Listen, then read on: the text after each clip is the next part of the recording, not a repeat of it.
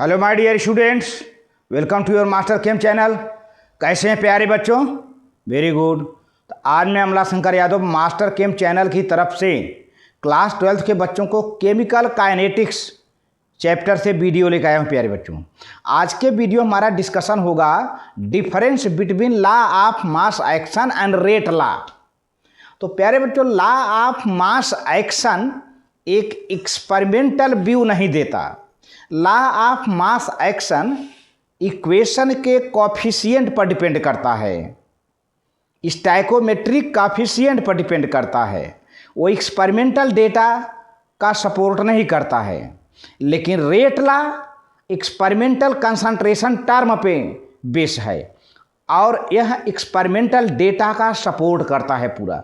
यही दोनों में डिफरेंस है और ढेर सारी बातें हैं जिसका हम डिस्कशन करेंगे। और इसके अलावा प्यारे बच्चों, आर्डर ऑफ रिएक्शन है, क्योंकि आर्डर ऑफ रिएक्शन भी एक एक्सपेरिमेंटल डेटा है। जो कंसंट्रेशन टर्म्स हैं, जो कंसंट्रेशन एक्सपोनेंट्स हैं, उनको ऐड कर दिया जाए तो आर्डर ऑफ रिएक्शन निकलता है।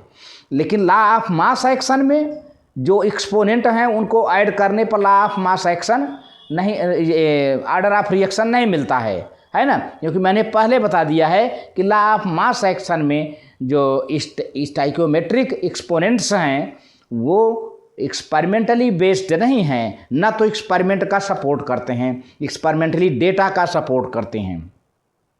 तो आर्डर ऑफ रिएक्शन वही होगा जो एक्सपेरिमेंटली सपोर्टेड एक्सपोनेंट्स होंगे, कंसंट्रेशन जो टर्म्स होंगे उनका total he order of reaction होता है। तो प्यारे बच्चों, आर्डर ऑफ रिएक्शन 1 2 0 3 होता है, 1 डेसिमल में भी होता है। इस तरह से और भी होते हैं, लेकिन आपके सिलेबस में जितना है हम उसका मेंशन करेंगे प्यारे बच्चों। तो इसको आप देखेंगे और कुछ एग्जाम्पल भी आपको मिलेगा। Thank you. हाँ, तो प्यारे बच्चों, difference between rate law and law of mass action. अब आप देखिए, rate law differs from the law of mass action in the fact whereas the rate law states that rate of the reaction depends upon the concentration term। मैंने बताया था ना, rate law किस पर depend करेगा? Concentration term. ध्यान दीजिए, rate law depends on concentration term on which the rate of the reaction actually depends on the experimentally observed experimentally. ये जो रेट लॉ एक्सपेरिमेंटली ऑब्जर्वेशन है जो कि कंसंट्रेशन टर्म पर डिपेंड करता है। सबसे बड़ा इंपॉर्टेंट बात है कि एक्सपेरिमेंटली ऑब्जर्व्ड रेट है। Rate law experimentally observed rate है और depends on the concentration term. ये कोई ऐसे कैलकुलेशन एक्सपेरिमेंट पर ये है, जो इसका डेटा है एक्सपेरिमेंट पर बेस करता है। लेकिन law of mass action is simply based on stoichiometric of the equation के स्टाइकोमेट्रिक पर कॉफिशिएंट पर बेस होता है। जैसे देखिए, यहाँ पर है एक इक्वेशन है स्मॉल ए, माने ए का कॉफिशिएंट स्मॉल ए है, बी का कॉफिशिएंट स्मॉल बी है, प्रोडक्ट बन गया। अब लॉ ऑफ मास एक्शन के हिसाब से देखा जाए तो according to law term, according to rate law, अगर रेट लॉ के टर्म से किया जाए तो alpha concentration of A and beta concentration of B are converted into product. अगर हम रेट लॉ के हिसाब से इसको देखते हैं, अकॉर्डिंग टू रेट लॉ, क्योंकि रेट लॉ हमने बताया था कि यह कंसंट्रेशन टर्म है और एक्सपेरिमेंटली ऑब्जर्व्ड टर्म है। तो अगर इसी को हम देखें तो मान लीजिए कि ए का अल्फा कंसंट्रेशन और बी का बीटा कंसंट्रेशन टर्म प्रोडक्ट में कन्वर्ट होता है। तो रेट लॉ के हिसाब से रेट क्या हो जाएगा? Rate is equal to k concentration of A to the power alpha into concentration of B to the power beta. ये रेट लॉ के हिसाब से है। ये एक्सपेरिमेंटली ऑब्जर्व्ड कंसंट्रेशन टर्म के हिसाब से हुआ है। लेकिन अब इसको लॉ ऑफ मास एक्शन के हिसाब से कैसे लिखेंगे बेटा? ये कॉफिशिएंट है ए और बी ना, जो कि एक्सपेरिमेंटली डेटा नहीं है, एक्सपेरिमेंटली ऑब्जर्व्ड कंसंट्रेशन नहीं है। तो लॉ ऑफ मास एक्शन के according to law of mass action देखिए, rate is equal to k concentration of A to the power A into concentration of B to the power B. यहाँ पर सबसे बड़ी बात है ए और बी, जो कि स्टाइकोमेट्रिक कॉफिशिएंट हैं। ए और बी ये कंसंट्रेशन टर्म नहीं हैं। ए और बी स्टाइकोमेट्रिक कॉफिशिएंट हैं, experimentally observed concentration term A B नहीं हैं। तो ये लॉ ऑफ मास एक्शन का सपोर्ट करता है। अच्छा, जो ऑर्डर ऑफ रिएक्शन की बात अगर करेंगे तो order of reaction is the sum of the concentration experimentally observed. देखिए, order of reaction the sum of the exponents powers to which the concentration term in the rate law equation are raised to express the observe rate of reaction is called order of reaction. जैसे प्यारे बच्चों, वहाँ पर क्या था, ए पर alpha था, B पर बीटा था, तो order of reaction alpha plus beta हो गया। लेकिन A plus B order of reaction नहीं होगा, क्योंकि ए स्टाइकोमेट्रिक कॉफिशिएंट है, बी स्टाइकोमेट्रिक कॉफिशिएंट है। ये ऑर्डर ऑफ रिएक्शन नहीं बताएगा, बल्कि alpha concentration of A, beta concentration of B experimentally observed concentration term है। इनका टोटल कर देंगे तो ऑर्डर ऑफ रिएक्शन बनता है। अब ये ऑर्डर ऑफ रिएक्शन प्यारे बच्चों 0 होता है, 1 2 3 होता है, 0 first order, second order, third order होता है। Alpha and beta are called the order of reactions with respect to A and B. Alpha और बीटा ऑर्डर ऑफ रिएक्शन होते हैं ए और बी के, which are experimentally observed concentration term.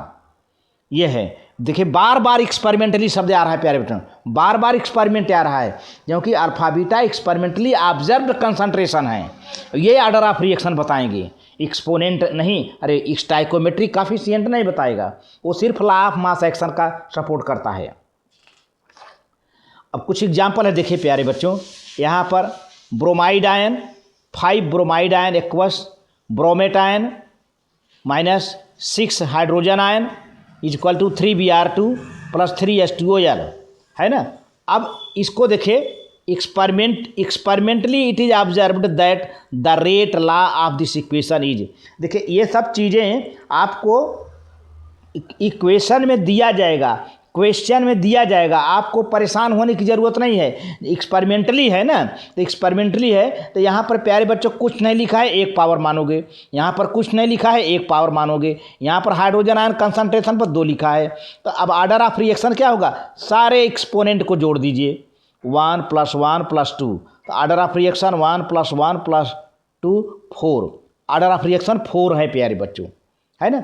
अब आप सोचोगे कि कैसे हुआ 1, यहाँ तो 5 है, 5 पावर नहीं हुआ, कि 5 तो स्टाइकोमेट्रिक है ना प्यारे बच्चों, कॉफिशिएंट है, इससे कोई लेना देना नहीं है। जो कंसंट्रेशन एक्सपेरिमेंटली ऑब्जर्व्ड होते हैं, कंसंट्रेशन एक्सपेरिमेंटली, वो आपको दिए जाएंगे, आपको ढूंढने की आवश्यकता नहीं है, आपको क्वेश्चन किया जाएगा तो बताया भी जाएगा प्यारे बच्चों, है ना। आगे हम क्वेश्चन भी कराएंगे, पहले आप इसे समझिए कि बार बार मैं एक्सपेरिमेंटली वर्ड बोलते जा रहा हूँ। Order of reaction experimentally observed concentration term है, the sum of the concentration term है ऑर्डर ऑफ रिएक्शन।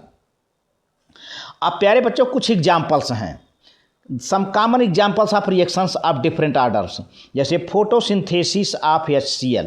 देखिए, हाइड्रोजन और क्लोरीन अगर डार्क रूम में मिलाओगे तो ये रिएक्शन नहीं करते हैं, लेकिन लाइट के प्रेजेंस में मिलाओगे तो थोड़ा सा एक्सप्लोजन होता है, हल्का सा विस्फोट होता है, इसके बाद हाइड्रोजन क्लोराइड बन जाता है प्यारे बच्चों, H2 + Cl2।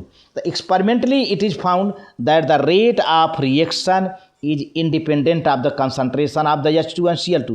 तो यहाँ पर प्यारे बच्चों एक्सपेरिमेंटली पाया गया कि जो H2Cl2 का रिएक्शन हो रहा है, रिएक्शन का रेट न तो हाइड्रोजन के कंसंट्रेशन पर डिपेंड कर रहा है, न तो क्लोरीन के कंसंट्रेशन पर डिपेंड रहा है, मतलब पूरा इंडिपेंडेंट है। तब इसका मतलब जो किसी प्रकार के कंसंट्रेशन पर डिपेंड कर ही नहीं रहा है, तो इसका मतलब ये 0 ऑर्डर का रिएक्शन हुआ है, कंसंट्रेशन 0 हो गया ना। Experimentally it is found that the rate of reaction is independent of concentration of H2 and Cl2, hence the reaction is of 0 order reaction. ये है, और भी हैं। अब देखिए, आप रेट लॉ बना लीजिए, आप रेट ला उसी बनाइए, rate is equal to k into concentration of hydrogen ion to the power zero. Zero क्यों लिखा? क्योंकि कंसनट्रेशन इंडिपेंडेंट है, तो मैंने जीरो लगा, into concentration of chlorine gas into two the power zero. तो प्यारे बच्चों, जिसका पावर जीरो होता है उसकी वैल्यू क्या होती है? के इंटू वन बराबर के हो गया।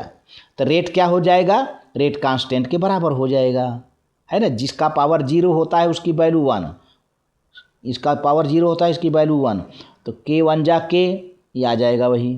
तो यहाँ पे HCl के लिए रेट कांस्टेंट के बराबर हो जाएगा। दूसरा एग्जाम्पल है प्यारे बच्चों, dissociation of nitrogen pentoxide. Nitrogen pentoxide का डिसोसिएशन, हाँ, इन सब में एक्सपेरिमेंटली वर्ड यूज किया जाएगा। 2N2 plus 2N2O2 is equal to 4NO2 plus O2 हो गया। ये experimentally found that rate of reaction directly proportional to the concentration of N2O5, है ना। तो अब यहाँ पर देखो प्यारे बच्चों, को एक पावर लगा है, कुछ नहीं पावर लगा है ना, तो आप क्या मानोगे? एक।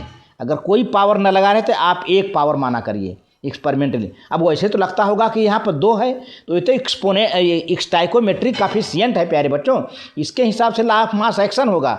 लेकिन experimentally found that the rate of reaction is directly proportional to the concentration of N2O5 power one.